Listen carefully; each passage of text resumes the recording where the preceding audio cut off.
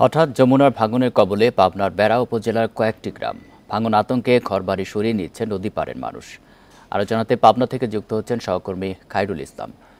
খায়রুল, ভাঙন কবলিত এলাকার পরিস্থিতি জানাবেন। ভাঙন ঠেকাতে কোনো উদ্যোগ কি নেওয়া হয়েছে?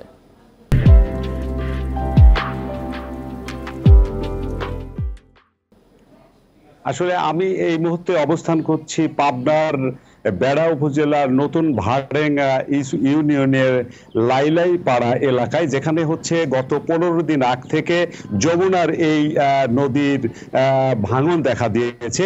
আপনি জানেন যে এই নদীর পানি বাড়তে আসলে শুরু করেছে, আর এই পানি বাড়ার সঙ্গে সঙ্গে ব্যাপক হারে দেখা দিয়েছে কিন্তু নদী ভাঙন। আর এই নদী ভাঙনের ফলে সবচেয়ে আতঙ্কিত হয়ে পড়েছেন এই নদী পাড়ের আসলে মানুষ।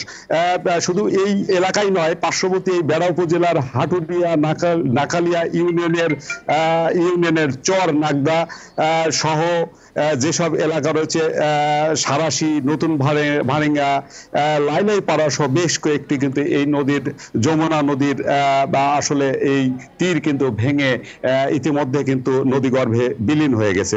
হঠাৎ করেই এই আসলে এই যমুনার পানি বাড়ছে, আর এই পানি বাড়ায় এই জ্যৈষ্ঠের শুরুতে এই সব গ্রামে দেখা দিয়েছে কিন্তু ব্যাপক নদী ভাঙন। আর গত 2 সপ্তাহে প্রায় এই সব এলাকার অর্ধ শতাধিক ফসলি জমি, যেমন ধান, তিল সহ যে গম ছিল, সেগুলো কিন্তু ইতিমধ্যে নদীগর্ভে বিলীন হয়েছে এবং এই 15টি গ্রামের মানুষ কিন্তু চরম আতঙ্কের মধ্যে রয়েছে। কারণ হচ্ছে নদী ভেঙে তাদের ঘর বাড়ি কখন আসলে নদীগর্ভে বিলীন হয়ে যায়, এই আতঙ্কে তারা কিন্তু রয়েছেন। আর স্থানীয়দের সঙ্গে আমরা আসলে কথা বলেছি, তারা বলছেন যে প্রতি বছরই বর্ষাকালে এই চরের মানুষ কিন্তু নদী ভাঙনের কবলে পড়ে।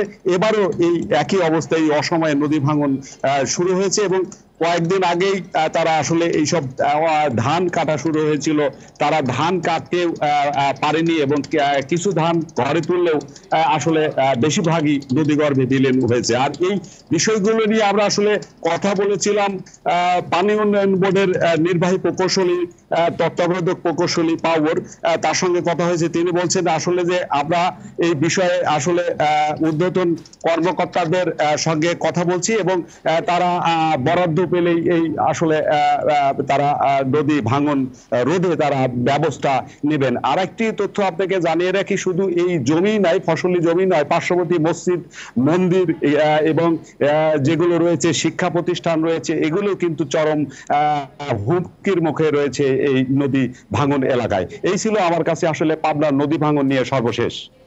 পাবনা থেকে জানাচ্ছেন সহকর্মী খায়রুল ইসলাম।